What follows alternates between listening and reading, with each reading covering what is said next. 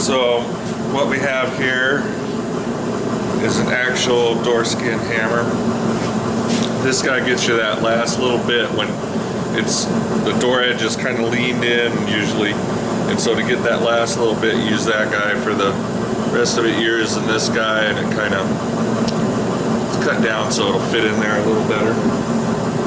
But you want to hold your dolly tight. That's the biggest deal, is holding this dolly tight or it wants to wave it.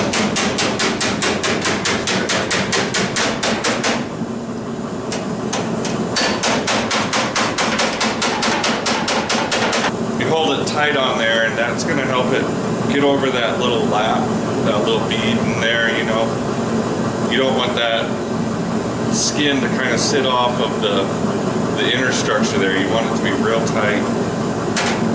This also isn't just, you know, this truck. This is the same way a Bentley door skin goes on, the same way Honda Civic door skin goes on. So you just, same deal. If you're ever to do a door skin, this is all there is. A lot of times, you know, keeping that dolly on there tight is really what's going to make it to where you're not warping that door skin as you fold it over. So keep that dolly on tight, and it reduces the amount of body filler work and metal work you're going to have to do on the edge after it's done. Not the edge, but the edge of the skin, you know, especially on a big flat door panel. This getting rippled up is kind of what happens. Sometimes you can get them on there and no filler. You just sand the edge, DA, kind of do an 80 grit, 180 grit, 220, and you're good. Sometimes you have to do like basically a glaze around the edge. Hopefully not more than that. Now you kind of try to come back in here and even it out, smooth it out, and that'll help make the outside smoother and that edge be right and straight.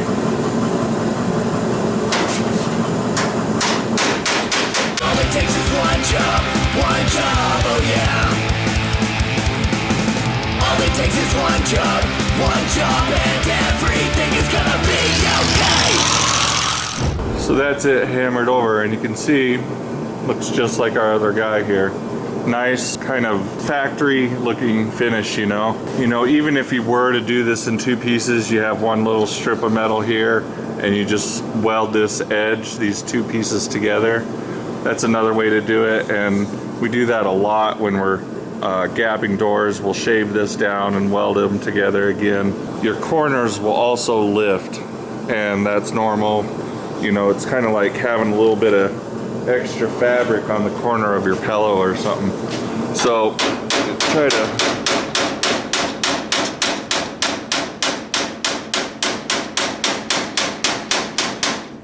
and then we'll just kind of do a grind there and weld it, just weld that little corner.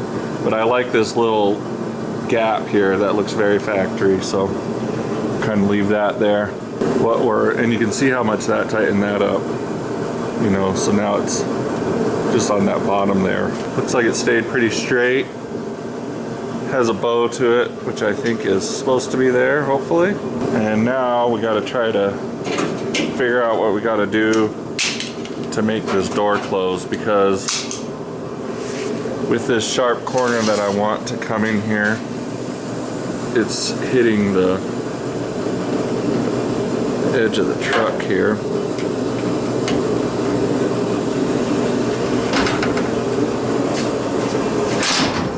Our gap is opening up here, which I kind of suspected that it would. What's happening is the differences between these pieces on doors to doors, they're just not the same. They're not the same length and stuff like that. With everything else that we're dealing with, I had to do it on the other side where I cut it and just move it up, make a little filler piece here, and just make it right. So just get to clean up here and I'll show you what we got.